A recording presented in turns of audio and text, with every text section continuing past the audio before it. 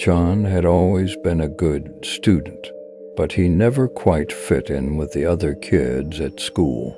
They teased him for being too quiet and introverted, and he often found himself eating lunch alone in the library. One day, John was walking home from school when he felt someone watching him. He turned around, but there was no one there. He shrugged it off and kept walking, but the feeling persisted. It was like someone was following him. When John got home, he locked the door behind him and went to his room. But he couldn't shake the feeling that someone was still watching him.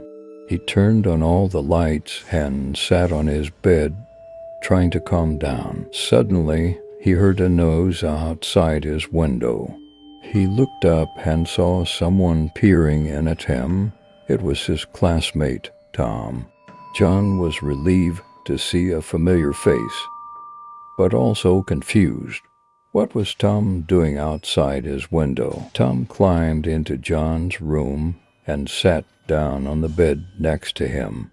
He looked nervous and fidgety, like he had something important to say. "John, I need to tell you something," Tom said. "I've been watching you for a while now. I know we don't really talk much at school, but I feel like we have a connection. I want to be friends with you." John was taken aback. He had never thought of Tom as anything more than an acquaintance, and now he was sitting in his bedroom professing his friendship. But then things started to get weird. Tom would show up at John's house unannounced and call him at all hours of the night. He would follow him around at school and try to sit next to him in class. John tried to distance himself from Tom, but it only made things worse. Tom became increasingly obsessive and possessive, and John started to fear for his safety. He didn't know what Tom was capable of. One day, John was walking home from school when he felt someone grab him from behind. He turned around and saw Tom, his eyes wild with anger. "Why are you avoiding me?" Tom yelled. "I thought we were friends." John tried to break free, but Tom was too strong. They struggled for a few minutes until John managed to push Tom away and run home. From that day on, John avoided Tom at all costs. He never spoke to him again and eventually moved away to a different town. But he could never shake the feeling that Tom was still watching him, waiting for the right moment to strike. Years later, John received a letter in the mail. It was from Tom, who had been in prison for the past few years. In the letter, Tom confessed that he had been stalking John because he had developed an unhealthy obsession with him. He had been jealous of John's intelligence and popularity and had wanted to be just like him. The letter was filled with disturbing details about Tom's actions, including how he had broken into John's house and stolen personal items. But the most chilling part was the final sentence. "I'll be getting out soon, John, and when I do, I'll be coming for you." John was taken aback. He had never thought of Tom as anything more than an acquaintance, and now he was sitting in his bedroom professing his friendship.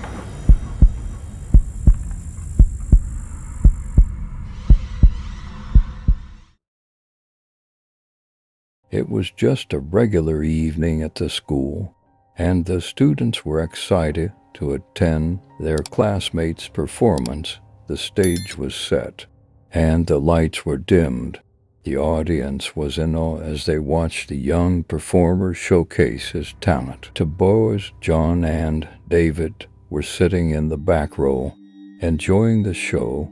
But as the performance went on, John felt an urgent need to use the restroom. He whispered to David that he was going to the toilet and would be back soon. David nodded, and watch as John made his way out of the auditorium. But as minutes passed by, John didn't return. David started to worry and decided to go look for him. He walked through the empty halls, calling out John's name, but there was no answer. As he reached the restroom, he saw that the door was slightly ajar. He pushed it open, and what he saw inside made his blood run cold. John was lying on the floor, unconscious. His eyes were closed, and his body was cold to the touch. David tried to wake him up, but it was no use. He realized that something terrible had happened to his friend. As he looked around, he noticed that the room was eerily quiet. The air was thick with an unexplainable presence, and David felt like he was being watched. Suddenly, he heard a faint whisper in his ear, and he turned around to see a dark figure standing behind him. As he looked around, he noticed that the room was eerily quiet.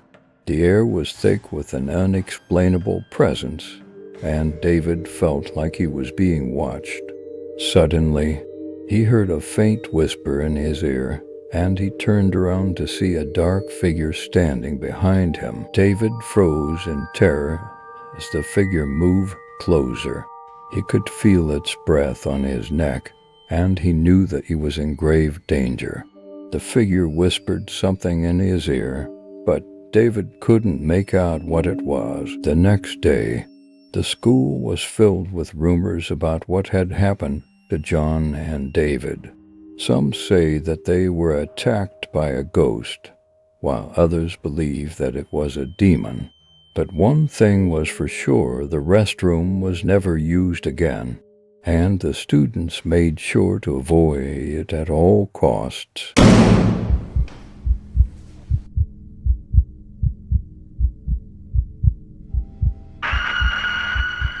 There was a school located on the outskirts of town that was known for its eerie atmosphere. It was said that strange things happened there at night, and students would often hear unexplained noises and see shadowy figures lurking in the halls. Despite the rumors, one guy named Tom decided to enroll in the school's night program to study after his day job. At first, everything seemed normal. Tom would arrive at the school after work and make his way to the classroom, where he would study alone. But as the weeks went by, he began to notice odd occurrences. The temperature in the room would drop suddenly, and he would hear footsteps echoing in the halls, even though he knew he was the only one there. One night, Tom decided to take a break and explore the school. As he walked down the dark halls, he felt like he was being watched. Suddenly, he heard a faint whispering coming from one of the classrooms. He cautiously approached and peered inside, but saw nothing out of the ordinary. As he turned to leave, he heard a loud bang coming from behind him. He spun around and saw that the door to the classroom had slammed shut on its own. Tom tried to open it, but it wouldn't budge. He was trapped. Suddenly, he heard a low growling coming from the darkness. He shone his flashlight around and saw the glowing eyes staring back at him. They belonged to a creature that looked like a mix between a dog and a human. Its fur was matted and its teeth were sharp. Tom was frozen with fear as the creature began to approach him. Just as it was about to attack, he heard a voice calling his name. It was one of his classmates who had stayed late to study as well. The creature disappeared into the shadows as Tom's classmate helped him escape. From that day on, Tom never returned to the school at night. He couldn't shake the feeling that something was watching him, and he feared that the creature he had encountered would come back for him. The school remained a place of mystery and terror, and Tom warned others to stay away from it at all costs.